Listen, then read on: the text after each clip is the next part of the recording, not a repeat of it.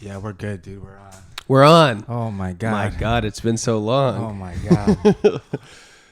Faulkner's birthday, not the day after. It's Faulkner's birthday today. Definitely not the 26th. And we're in the undisclosed bunker. Yeah, we're in the new bunker, dude. We're in the interrogation room. Yeah.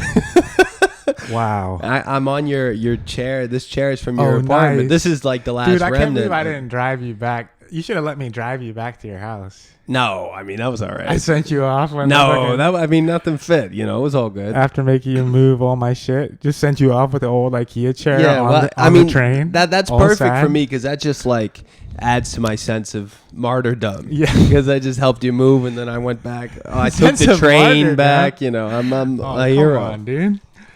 But damn, okay. So you've been in the woods. I've been in the woods, bro. And how are you? I'm good, bro. I'm good. I've never been clearer. Is that right? I've been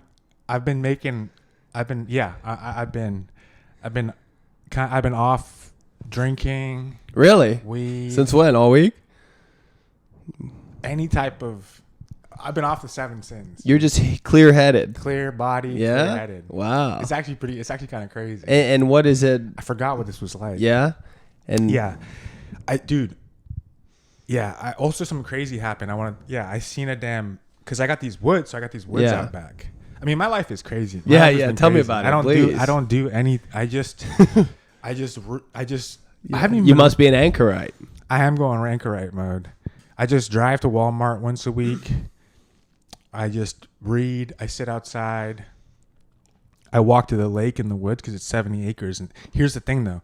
It's been storming all crazy this past week. And I remember I told you I was reworking the whole thing? Sure, yeah. And I finally finished it, and it had been raining, like thunderstorming, very Vico. Yeah. And I'm only reading Vico and Ovid. Okay? And I walked to one day, I walked to the lake, and it was almost going to get dark. I'm like the animals in the woods. Yeah. The crepuscular animals. Because they come out right when the sun comes up and right when the sun's about to go down. That's usually when I walk to the lake. And it's like a 5 minute walk into the woods. But the whole woods is 70 acres. Yeah. And as I was walking in, and it was all lush and crazy because it's been storming for 24 hours. I want to put my phone on Do Not Disturb, but ain't nobody going to call me anyway. Yeah. And as I'm walking in, I hear a fucking rustling sound and a little. Yeah, like, that's kind of weird. And I just gun it to the lake, and I'm sitting there smoking a cig on the bench. There's a bench by the lake, and I got this weird feeling, and I hear this little. And I was like, someone's like, all right, I gotta head back. Like it's starting to get dark. Like it'll be light, and then you go in the woods, and all the trees are around, and then walking through the woods is a little bit darker. Yeah, of course. It's still. So I start walking, and there's one path that goes towards my house, and then one path that goes like into the woods. And I start walking, and I look to my right, and a black bear, like,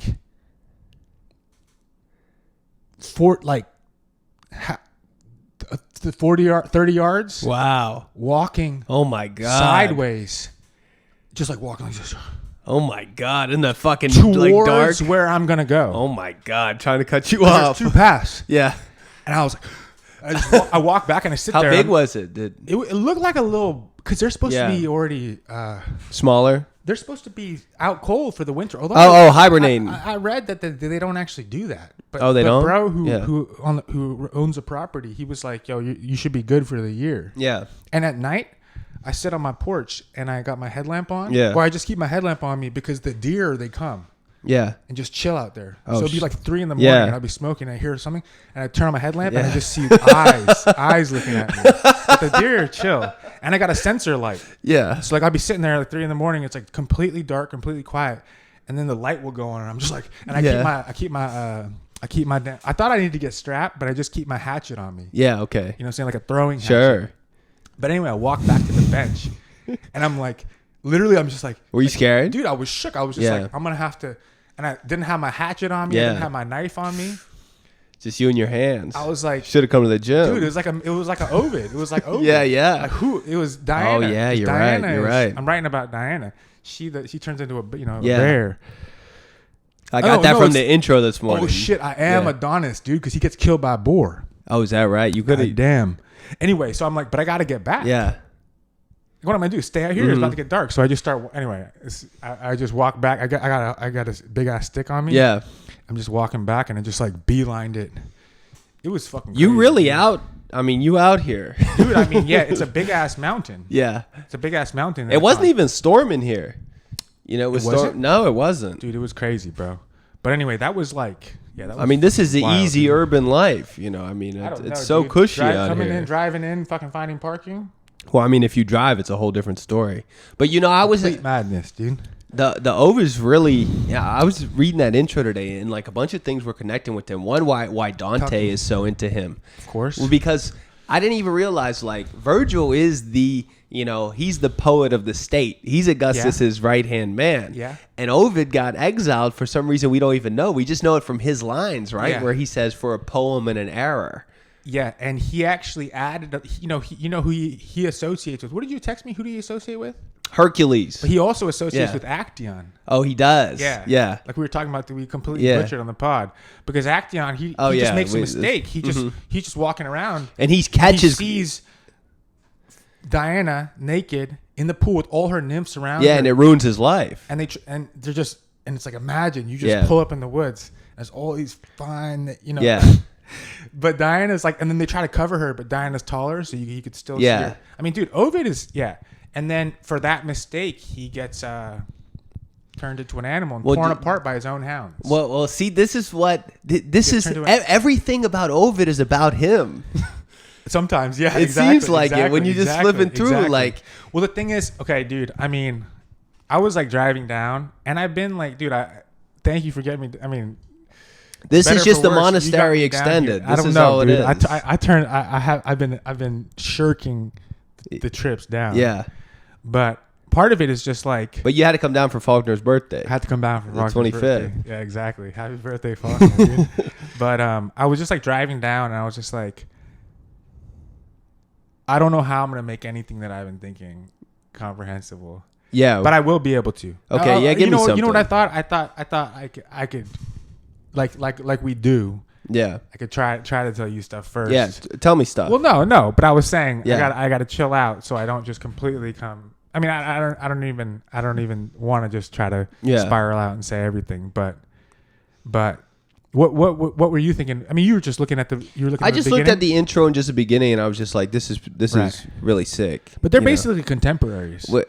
I know, but he's a younger contemporary, Ovid. Exactly, by like 20 years. Which is like that's important too. Yeah. But then Homer, and they're all just redoing Homer's like 500, 700 years before, right? Of course. Yeah. But what's most interesting too is just like his relationship with Jove it seems like the big enemy throughout. Jupiter seems like the big enemy throughout the Metamorphosis, and he's Augustus.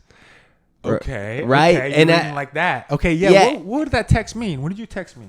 Well, about just the Hercules thing? Thinks he's Hercules. Okay, so at the end of the poem, I mean, I just read the last lines because, I mean, you know, you're way deeper on Ovid than me. Yeah. But it just said, like... It goes to Augustus. He works his way up to Augustus. Well, because he just says basically, like, nothing can... You know, Hercules is... He gets melted or something. That's how he meets his end, right? But but then Jupiter says like, oh, he's all right because he's still got the divine. All that took out of him was his mother's inheritance, his mother's mortal inheritance, right? And the divine is still existing. And that's what Ovid thinks of his poem, right? His exile and all the political ramifications is just his mortal flesh being melted away like Hercules, and the poem is what lives forever and is divine. Okay. He really thinks of, and this is another reason why Dante, I bet, is so into him. It makes sense because he thinks he's writing a perpetual poem. But dude, okay. And I also have like a Dante thing about Infinite Jest too. Okay, like, yeah. But we'll go. We gotta, because here's the thing. I mean, I've listened to Ovid through many times. I mean, you know, I've been reading vegan for fucking ever. Yeah, I know. But I finally finished it and I'm starting over again. You can't. Okay, here's the thing. You can't understand a book until the second time. Mm-hmm. It's just true. But here's the thing, dude. Like, especially I guess what I'd say is that, and what happens is like, I'll say stuff about I'm right. You know, it's gonna probably be a book and like when I die. That's the thing. I was thinking. I was like, I'm not writing first of all, I need to get some like larger projects like completed. Yeah. That's part of why I'm not like trying to throw out little essays Sure. here and there.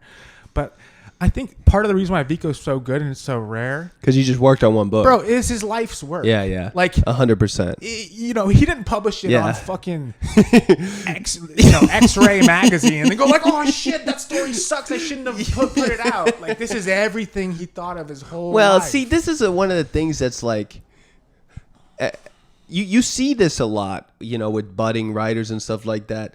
Just extreme eagerness to publish anywhere. There's nothing to say. You must remain silent. I know. They see a new magazine or something, and they're so excited because they can put. I wrote something. That's some early young shit. But all to say, just to finish that thought, with the running back of it is like, and like I would read Ovid. Like first of all, here's another thing.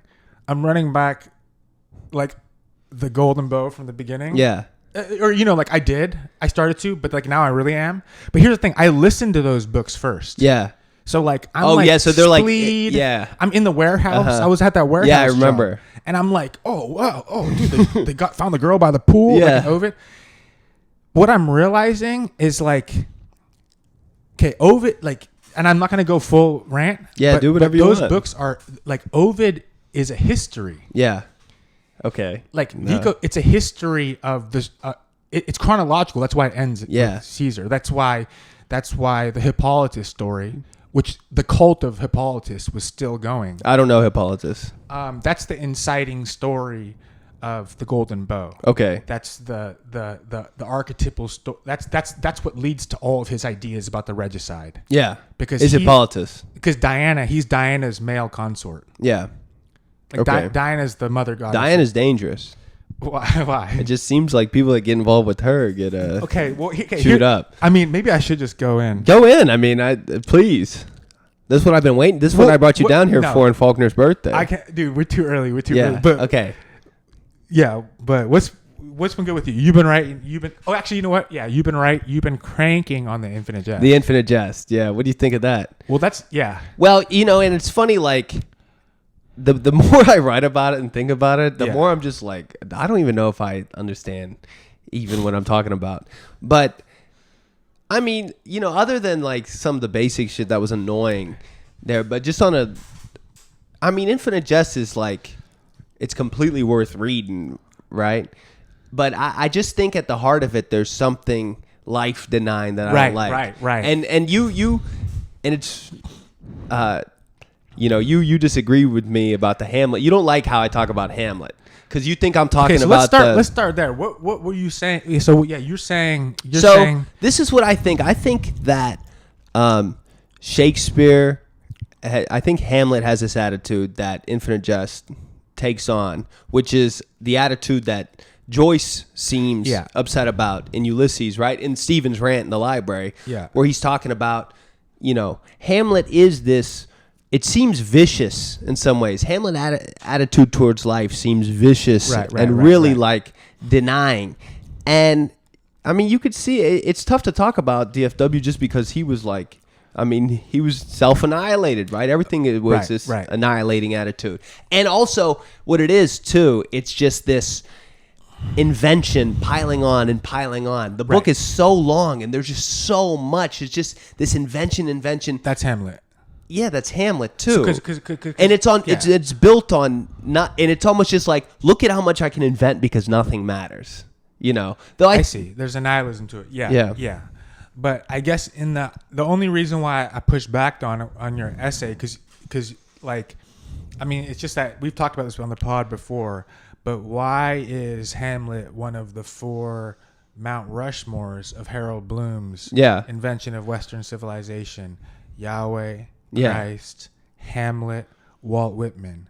Because Yahweh is the first God that's ordering stuff. Christ, it becomes embodied. Hamlet is the inventor. Yeah. He can't have a God because he doesn't listen to his dad because he's the inventor. Yeah. He makes the play. Well, that's DFW invents the world. Walt Whitman embodies. Yeah. That's that's at least that's how I think. And that's kind of so in order to invent, you kind of gotta Well, that's like DFW's inventing a whole thing. Yeah. Look at you. You're writing 2 damn essays on it. Yeah. Yeah, true. But it is life denying. Maybe there's some life denying about creation, says the dude who's been in my spot. Like I just go outside, I go back in, I go to the lake, I go back, go to Walmart if I run out of berries. And that's all I do.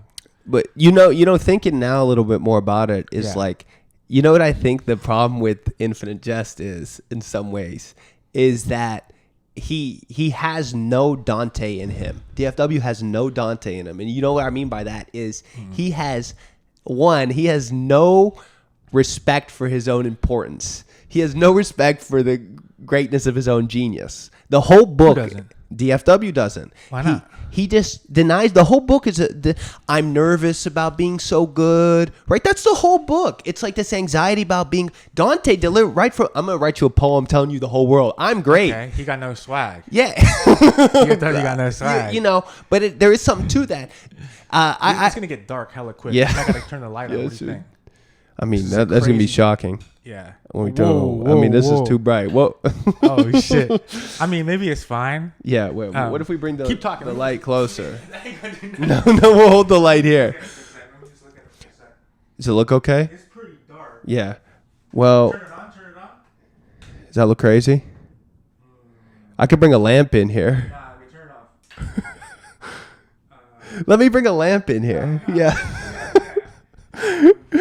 But I mean, learning the new setup. We're learning the new. A little more. We'll go 30. And then we're gonna have a light switch. We might turn the light on. It's fine. But I see. Like I heard one time that either a writer believes in their internal importance, eternal importance, or they don't. Okay. Dante and Joyce are 2 writers who believed in, and Joyce was. I mean, he was so Dantean, right? Mm-hmm. And all the project is like. It just seems like a sturdier, and we don't know how Shakespeare felt. Well, Shakespeare's kind of a problem, and just his personality is a void. But we know Dante's project is sturdier, and Joyce's project is sturdier because they think that it's a perpetual thing that they're doing. DFW has an anxiety about this whole thing, and I think that is what makes the whole thing seem like it collapses. The invention collapses because he's lacking paradise. He's lacking a vision of paradise too. That's another thing, right? The book Infinite Jest is incomplete. It's like it's Inferno and Purgatory. Okay. There's no paradise in there. But the moment I cited with the ghost, right? Yeah. Where it was almost like, you think of Farinata or something coming out of the shadows of Inferno, and the ghost of Jim Incandenza blows his nose and then retreats back into the shadows. That's what I was thinking about it, right? Exactly. There was a lack of reality. Yeah, it was a reality problem. And there was also some mom stuff in there. Yeah. And, the mom stuff is troubling. Or lack thereof. Well, it's the Addy rule. Yeah. Right? Yeah. Which is basically saying if you're going to write about a mother character, you got to give her perspective. You do. Because the Addie chapter in As I Lay Dying is the chapter that the absent mom who's dead has her say. Yeah. I mean, I liked it. Like I told you, my feeling was like, oh, is this, because like my first thought was like, DFW has this absence of reality. And then like, I'm the damn anchor. I'm like, I've been in fucking Neptune. But you just seen a bear the other day, ain't that? I know. That's the utmost reality. This is fake. I'm in. You're out here like I'm in the midst of sirens. And sirens come. But then I realized that I'm here with the fucking UNs here. This ain't reality. I realized that my art actually has too much reality. Yeah, it scares the shit out of people. Yeah. I'm distracted now because what we fucking need is Al's damn light, dude. We do need. Wait, let me get a lamp real quick. You okay, just say something. Should we take a pause? No, I mean I'll get this lamp so fast. Okay, get the damn lamp, dude. I feel like we little kids in a fort right now, dude. Put it on top of those books behind the screen. Perfect. Okay, that's good. That's good. Yeah, let's see. Oh, that's good. That's good. That's perfect. That's like a camera light. But speaking of But okay, now we good. But how's it? Yeah, how's it been? How's it been in the city? I mean, it's been cool. I'm just Sometimes you hit me up. I'm like, yeah. I'm like, damn. Harold wants me to come back to the city. I do want you to come back to the city. Of course, this is like all you did leaving was you. You're texting me like, yeah. I'm like, bro, I'm so. I felt bad. Like last night, I was like, I'm like sitting there with like surrounded because like, dude, yeah. And as I get more lucid and I'm able to think about things longer, I'm just having I'm having insane epiphanies, and I do want to spur out. Yeah. But I'm just like, I remember I was reading some, and then I went to the Golden Bow. I was reading an Ovid, and I went to a Golden Bow. And it was like the same. It was like yeah. And I was like it was like 2 a.m. It was like 2. I was like had like a candle going. Yeah. I was like, what the fuck? Yeah. I started laughing, and then I was like, yo, then I heard a noise, and I was like, and I'm like, dude, I was really like laughing. I was like, this is what the fuck? Yeah. And then I look at my phone, and then Harold's like sent me a bunch of things. Yeah. Like, bro, I'm fucking geeked out. I knew you were geeked out last night. So I was like, I need to come down, dude. Harold needs to do. Yeah, I mean, you removed one day out of my week now. That was. It's true. But you got a mission to. I respect the mission. But everyone's like, it's not all my choice. My friends are like, sometimes my friends will be like, oh, how's the pod? Just random comics. I'll be like, it's good. Sean kind of moved to the woods, which makes it difficult. Bro, I mean, Dante wanted to come back, but he did want to come back. They didn't let him. They didn't let him. Who didn't let him? Someone didn't let him. He was gonna get burned at the stake. Yeah. But what I cited when I was doing the live on the Infinite Jet, and I've been doing that, just reading that shit live and extemporizing, which I think it's cool, and it just, I don't know, maybe I'm putting too much shit out on the but I think it's okay. You're on a generational run. But I cited your Golden Bow thing where you were. I want to know more about the Jesus. Okay. Well, what's the innovation of Jesus? Okay, so what did you text me yesterday? I texted you that Faulkner is so I know from you that it's been enough time. We lost the casuals. I'm about to go right? off. Talk to me. So the Golden Bow, right? Everything about Christianity is based on prior myths, and the only innovation is the personality of Jesus. And that seems like a little thing, but it's actually a huge thing. And you see that in like Faulkner. And the reason Faulkner is so goated, and I see a lot of people, and in my head, there's this that novelist, that Jim Elkins, who is he's a really interesting critic, the way he writes about things. Yeah. But it seems sometimes that he misses some aspects of innovation, and in this way that I'm talking about, where like Faulkner innovates off of Joyce and stuff, and like Bloom says he can't, the Sound of the Fury sometimes bothers him because it feels so Joycean in its style.